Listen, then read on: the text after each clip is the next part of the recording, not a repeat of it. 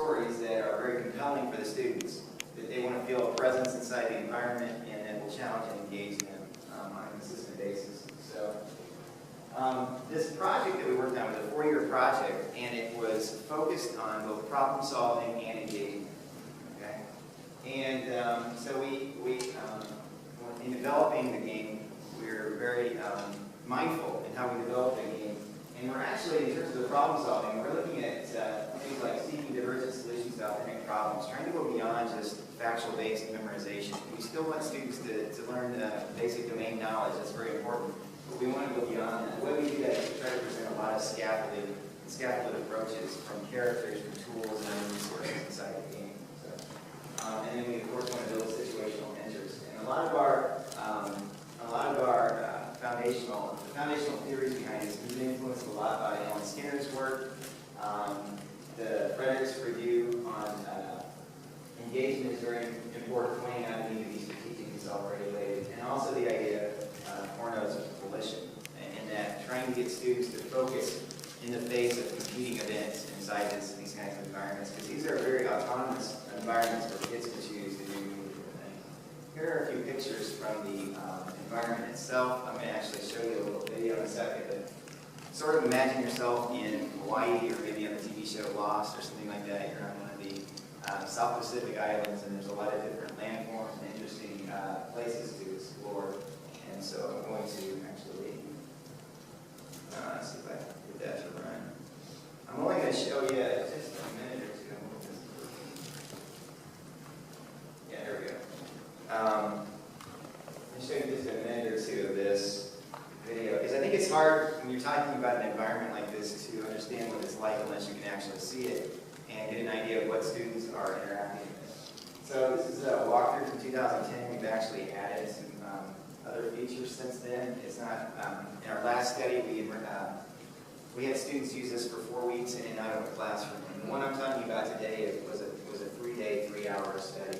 I'll get to the picture in just a second. So it's based on curriculum for the 5th grade in North Carolina, landforms, map models, map navigation. And what we have here is a student that gets plopped on the island, and first they are put in a tutorial where they learn how to move, they learn all the controls, they learn that they have different tools in their backpack. They have a tablet, it's pretty cool. We have something even called Islandpedia on the tablet where they can learn about any of the landforms that they're interested in by clicking on them, and we give them a narrated voiceover with video explaining the landforms. So they take this for about 15 or 20 minutes, and then they actually get into the village. They get into the village where the mayor then gives them the task of giving them different quests. So like right here, they're getting the quests. And there's a series of 7 quests, one for each content level, and then a higher level at each content level. So in other words, if they do the landforms quest 1, and they completed the 2nd level, and they can have multiple quests open at one time, so they can have up to 3 open at one time. So I'm going to go ahead and stop it. That's our old-fashioned camera. We actually updated that one. So there you go. Some of these I can skip because I just told you.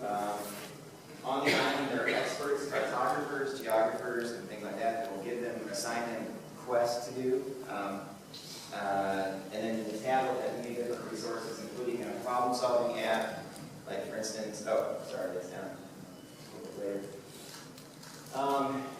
Here's a visual representation of the, whoa. That's my visual PowerPoint in 2 seconds. Sorry. My bad. I'm not sure how that happened.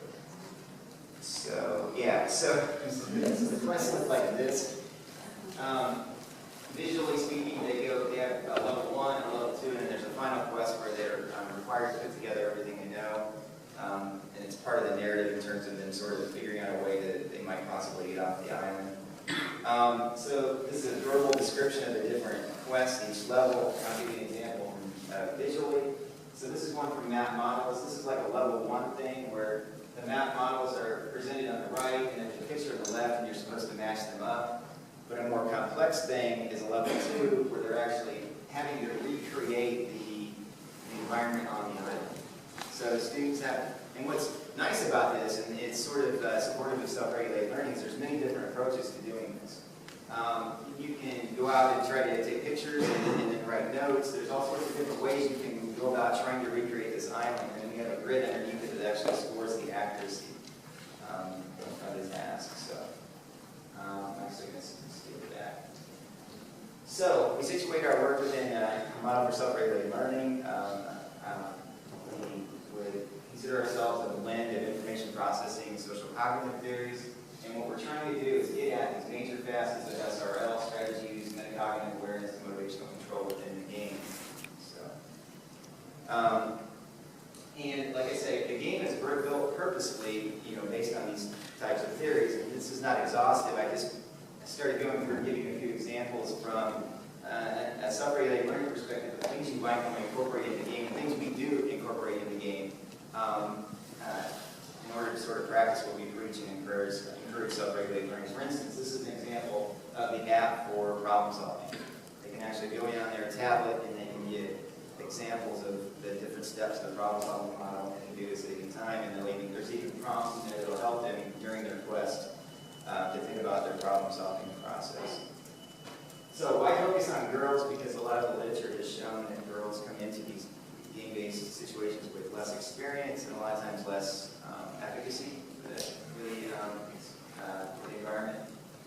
Also, there's not been very many studies that have looked at gender issues in self-regulated learning in environments like this. So another good reason to take a look at that. So our research questions were here. We wanted to see how girls' performance stacked up against boys' performance, and also we were looking at how their efficiency in the game was similar, or different.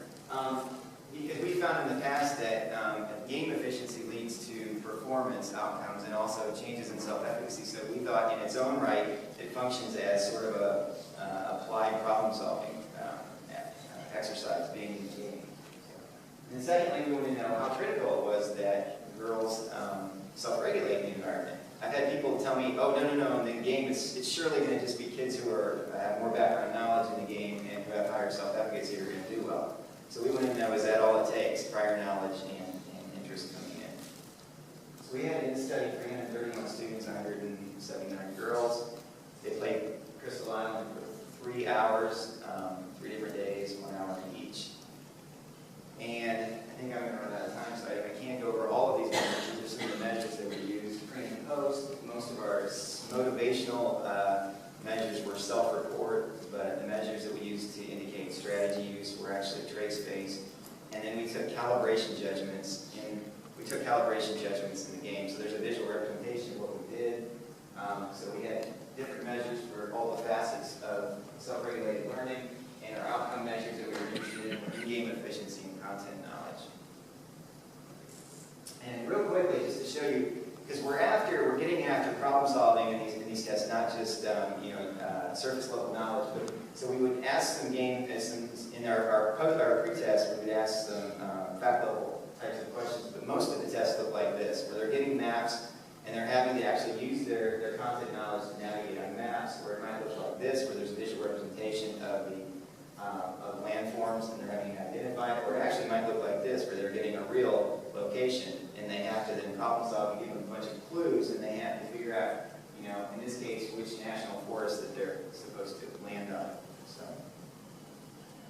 in terms of monitoring, what we did was we looked at precision or accuracy of their judgments. So the difference between the students' judgments and their actual performance. We also calculated it in terms of response bias, over or under confidence, and I'll mention that too briefly. So on their tablet, what they would do is after the student was introduced to a quest, they would ask them to what extent they thought they'd be successful in helping the researchers complete that quest. And so we would try to kind of keep it within the narrative. So here's what we found. We found that the two genders performed at similar levels, no significant differences, but both made significant increases in the game. Very, very happy about that. We're also happy to see that their levels of efficiency were similar. Okay? So something we're doing is good. And now, I will mention in our prior work, a lot of times what we would find is girls would actually start out behind in terms of game performance, and by the end of the game, be similar to boys. I'm not sure, we haven't looked at a time series with that yet, but in here, that's what we found. Very, very quickly, this is interesting. What do you imagine? Who do you imagine would mess around on the island more with seductive details? Boys or girls? Boys, yes. We found that, and it was really interesting. They used treasure chests, and we actually put those in regression. If you open up a treasure chest, they'll ask you a question, and all kinds of stuff, coins come out and everything, and boys were captivated by that. When we looked at the results, this is strictly for the girls. It did stick for the boys, too, by the way. When we predicted game efficiency, you can look at the things that are significant. That treasure chest time is actually second, meaning that the more time they spent on the treasure chest, the less efficient they were, because it wasn't specifically related to the quest itself and the overall problem solving. You can see calibration is the #1 predictor. And what's really interesting in this regression, where we were able to put in all these variables, is now our knowledge is not significant. So to me, what that means, it's very important that students self-regulate in these environments, above and beyond just their knowledge coming in. And actually, if you replace the calibration measure used in terms of bias instead of actual precision, the R-squared goes up, meaning that the more underconfident you are, the more the more efficient you are. So I'll just mention a couple of things here to point out. So we were very happy to see the lack of gender differences, I suppose, with both genders learning, and it appears that components of SRL are very critical in these environments. There are many follow-ups we need to do in terms of replicating this to see if they generalize to other domains and other deep-based learning environments. And then one thing that I'm very interested in is how can we increase calibration in environments like this? What kinds of scaffolds can we provide for that? And then we also need, and I know Rich is sitting here too, he's going to hold our feet to the fire on making comparisons of these environments with more traditional approaches over the long run. So.